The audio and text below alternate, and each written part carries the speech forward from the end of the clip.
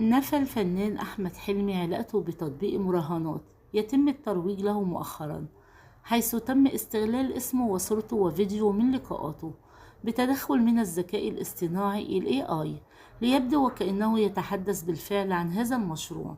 ونشر الفنان أحمد حلمي فيديو منتشر له مفبرك باستخدام الذكاء الاصطناعي جاء فيه حصريا لمصر.